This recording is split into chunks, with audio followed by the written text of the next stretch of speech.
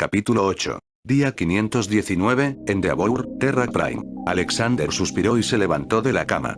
Sabía que debía dormir, mañana iba a ser un día largo, pero simplemente estaba demasiado nervioso, cada vez que cerraba los ojos su mente se aceleraba, cosas que debería haber hecho, cosas que podía hacer con más tiempo. Pero como solía decir su antiguo jefe, llega un momento en cada proyecto en el que solo necesitas decir basta. Saca al cabrón por la puerta porque si no lo haces, si intentas hacerlo perfecto, nunca lo terminarás. Entonces, como ahora, Alexander reconoció la sabiduría en eso, pero no lo ayudó a dormir. No estaba tirando los dados en un programa de computadora, estaba arriesgando docenas de vidas, personas que había llegado a conocer y respetar. Esta no fue una excursión rápida con un puñado de personas a un mundo muerto para recolectar recursos, fue una campaña militar para extender su imperio más allá del único mundo que había reclamado. No necesitaba hacerlo en el sentido de que el mundo tenía algo que ofrecer, no era así, pero necesitaba hacerlo para mantener el control de su gente. Había construido todo su imperio con la idea de que iban a liberar a la raza humana de la esclavitud y el abuso dondequiera que existiera en el multiverso, y su gente estaba empezando a inquietarse, y a decir verdad, él también. Pensó en esos primeros días, un grupo de esclavos golpeados y destrozados en un pequeño claro, con nada más que toscos fuegos para calentarse. Mirando alrededor de su apartamento, se maravilló de lo que se las había arreglado para hacer en solo 18 meses. Su espacio vital, lejos de ser único en el asentamiento, no se vería fuera de lugar en un costoso complejo de apartamentos del siglo XXI, bueno en su mayor parte. Era una mezcla de muebles fabricados en masa y hechos a mano, en sutiles marrones y colores suaves, con todas las comodidades modernas, una computadora, un televisor de plasma, una cafetera en la cocina, una estantería con libros de una docena de mundos. Forrado una pared. El asentamiento incluso tenía una estación de televisión pública, administrada de manera similar a una estación de radio pública, con programas elegidos por DJ, y una intranet inalámbrica con contenido limitado. Alex sonrió y caminó hacia las ventanas del balcón, abrió la puerta corrediza y salió al aire fresco de la noche, para contemplar el asentamiento en sí. Atrás quedaron los edificios prefabricados de los primeros días, almacenados en caso de necesidad futura, todos los edificios que podía ver eran sólidas estructuras de ladrillo de 2 pisos hechas al viejo estilo inglés, techos de tejas y muchas ventanas. Estaba asombrado de lo rápido que subieron, una fuerza laboral motivada y recursos virtualmente ilimitados hicieron maravillas. La parte más difícil había sido el sistema de alcantarillado, simplemente no tenían la infraestructura para una obra pública a gran escala como esa, por lo que optó por el tanque séptico probado y probado, con planes de expansión en el futuro. El asentamiento en sí estaba dispuesto en una cuadrícula, marcada por amplios caminos cubiertos de asfalto y aceras pavimentadas, que estaban restringidas principalmente al tráfico de caballos y peatones, con vehículos motorizados ocasionales que realizaban tareas pesadas. Había redactado una ordenanza muy estricta sobre los excrementos de animales la primera vez que resbaló con estiércol de caballo. En el centro de la cuadrícula había un gran parque abierto. El propio edificio de Alexander daba al parque en el lado oeste con una serie de otros edificios de apartamentos a su lado, en la distancia se podía ver el edificio del Capitolio con vistas al parque en el lado este.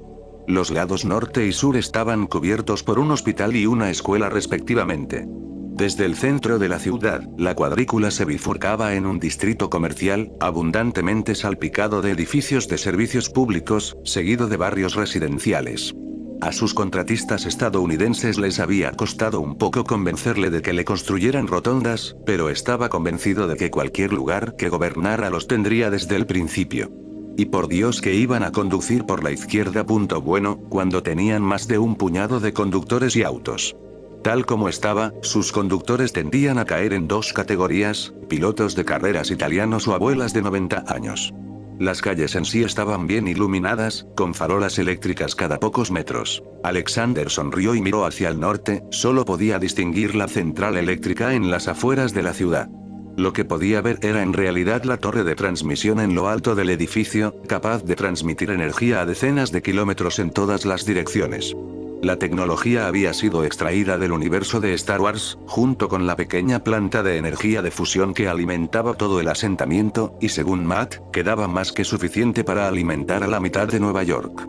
Si bien es de tamaño pequeño, toda la unidad herméticamente sellada pesa solo 900 kilogramos y tiene las dimensiones de una cama tamaño queen. La población de Endeavour rondaba los poco más de 2000 residentes permanentes, creciendo cada día gracias a un gran baby boom con antiguos esclavos de lo que él había llamado el mundo romano que componían más de 90% de la población, con las otras 200 personas provenientes del universo Zombieland, cuidadosamente examinado, o profesionales cuidadosamente seleccionados de su universo Provisions. Elegido por sus habilidades y sus circunstancias, y para asegurarse de que no tuvieran lealtades que no fueran el propio Alejandro. Le preocupaba que, cuando empezó a reclutar de poblaciones educadas, rechazaran su gobierno y exigieran democracia, un principio que apoyó plenamente cuando no era el dictador. Por extraño que parezca, resultaron ser, en su mayor parte, sus seguidores más fervientes. Entre una buena vida para ellos y sus familias cuando habían perdido la esperanza, y la oportunidad de ser parte de algo más grande que habían convertido en masa, Matt y su esposa, Edwina, o Eddie, como ella prefería que la llamaran, habían sido las primeras personas del mundo más moderno en pedir permiso para establecerse en Endeavour. Alex estaba desconcertado por la solicitud, pero en realidad no debería haberlo estado. Por primera vez en años, Matt tenía un buen trabajo, el respeto de las personas que lo rodeaban y esperanza para el futuro. Eddie, un ex maestro de escuela que se vio obligado a renunciar debido a los recortes presupuestarios, disfrutó de la oportunidad de enseñar sin demasiadas tonterías burocráticas. Eddie era actualmente la directora, no le gustaba el título, pero nuevamente Alex se mantuvo firme, del Instituto de Educación Endeavour. Llamó a Alejandro su déspota favorito. Se ocupaba principalmente de los hijos de los antiguos esclavos, dejando la tarea más difícil de enseñar inglés a los padres y otros adultos del asentamiento a sus colegas. Había sido la sugerencia de Eddie lo que inició la estación de televisión pública, razonando que proporcionar entretenimiento en inglés haría maravillas para su progreso, y se demostró que ella tenía razón 2 meses después de la primera emisión, un episodio de Star Trek, el inglés de la población había mejorado en a pasos agigantados. Todavía había problemas, principalmente conflictos entre diferentes grupos étnicos y religiosos, un problema humano que no desaparecería en el corto plazo. Alejandro había pisoteado eso con dureza, el normalmente tranquilo emperador emitiendo órdenes firmes de que cualquiera que incitara disturbios religiosos o raciales se encontraría de vuelta en su viejo mundo, justo al lado de una legión romana.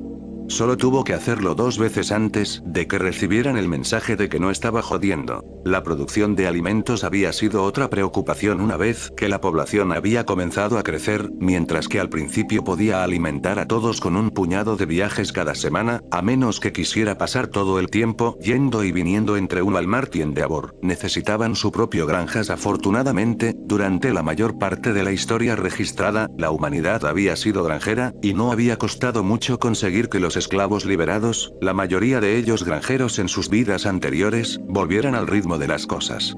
Había emulado el antiguo sistema egipcio de comprar todo el producto de los propios agricultores a un precio fijo, un precio muy justo, en la nueva moneda, la corona terrana, respaldada por oro, algo que ellos entendían y distribuían por su incipiente gobierno civil. Servicio. Un ruido de abajo llamó la atención de Alexander, un par de jóvenes, una joven pelirroja y un joven negro, riéndose mientras corrían jugando. Con una sonrisa en los labios, Alexander cerró las puertas y volvió a la cama, sintiéndose mucho mejor.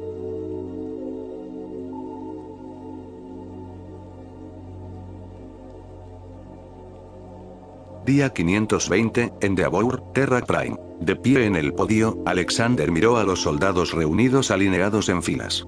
A diferencia de sus primeros reclutas, estas personas eran verdaderos soldados, cada uno con al menos 6 meses de entrenamiento con un instructor militar honesto con Dios, y la mayoría tenía más de 1 año de entrenamiento.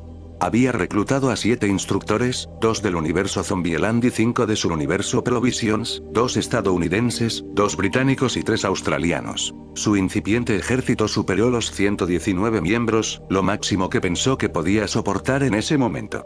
La formación de soldados ante Alejandro aguardaba su mando en el descanso del desfile, le producía un intenso sentimiento de orgullo. Hace menos de 2 años, la mayoría de ellos habían sido esclavos, ahora estaban ataviados con equipos que habrían hecho que un miembro del SAS se pusiera verde de envidia. Por supuesto, no todos iban a la excursión, él llevaba 6 secciones, cada una compuesta por 10 soldados y un sargento. Cada soldado estaba equipado con lo mejor que Alexander pudo adquirir para ellos. Alex creía firmemente en los multiplicadores de fuerza. Había pasado muchas semanas recorriendo los campos de batalla del universo de Star Wars en busca del mejor equipo posible. Había ganado el premio gordo en una luna casi inhabitable donde había encontrado un transporte de carga clon estrellado lleno de suministros y equipo con destino a una división de soldados clon. Incluso con los extensos daños al barco y su carga, lograron salvar lo suficiente para equipar a casi 17.000 soldados. Llevó mucho tiempo trasladar todo el equipo al Endeavour, pero valió la pena. Un equipo dirigido por el sargento de honor Clay Ward, ex miembro de los Royal Marines, había tomado el equipo técnicamente superior, tácticamente pispor de los Clone Troopers y lo convirtió en algo con lo que él y sus compañeros soldados profesionales estaban dispuestos a equipar a sus tropas. Cada hombre vestía un conjunto completo de armaduras de Clone Trooper fase segundo, ahora pintadas en un esquema de camuflaje urbano junto con parches de sección, unidad y rango en los hombros. La armadura en sí había sido probada exhaustivamente y demostró ser capaz de resistir cualquier cosa menos que un calibre 50 en la cara, con algo menos de resistencia a las armas de energía, aunque como su primo mucho más primitivo, el Kevlar, no era muy bueno contra ataques cortantes y cortantes. Clay Ward había sugerido inicialmente usar solo el peto, pero después de las pruebas reconoció que la protección NBC de los trajes completos, junto con las comunicaciones y otras ventajas tácticas proporcionadas por el casco, valía la pena el volumen adicional. No es que la armadura en sí fuera pesada, de hecho, el traje completo pesaba solo 25 kilos.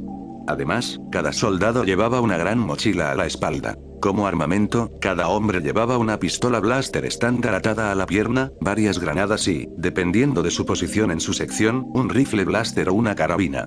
La carabina ofrecía una serie de ventajas, como una mayor velocidad de disparo y un uso más fácil en espacios reducidos, pero carecía del alcance más largo y el golpe más duro del rifle. Se consideró que una mezcla daría lo mejor de ambos mundos para cada sección. Además, cada sección contenía un elemento de armas pesadas. Un hombre, generalmente el más grande, llevaría un blaster de repetición ligero, básicamente una ametralladora de energía con suficiente potencia de fuego para destruir un tanque con un solo golpe. Hubo una sugerencia de usar armas más pesadas, pero se consideró que con Alexander como su única forma de reabastecimiento, la cadena logística se estiraría demasiado. Sonriendo, Alexander asintió al sargento que estaba de pie cerca del borde de la tribuna elevada, y el hombre tiró de una cuerda. Incluso con sus cascos integrales, Alexander imaginó que podía ver las miradas de sorpresa en sus rostros. Hoy era el primer día que ondearía su nueva bandera.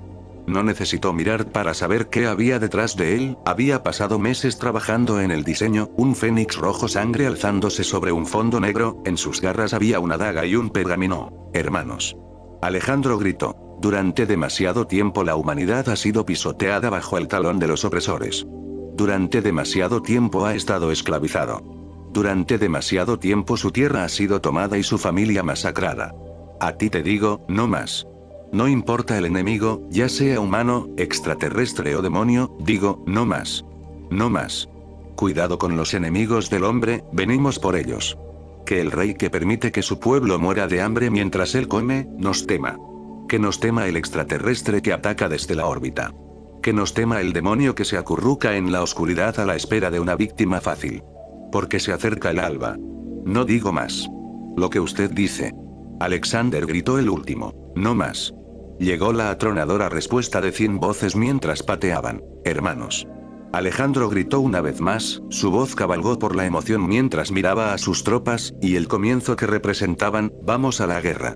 Como uno solo, los hombres reunidos se dieron la vuelta y comenzaron a marchar hacia el punto de partida.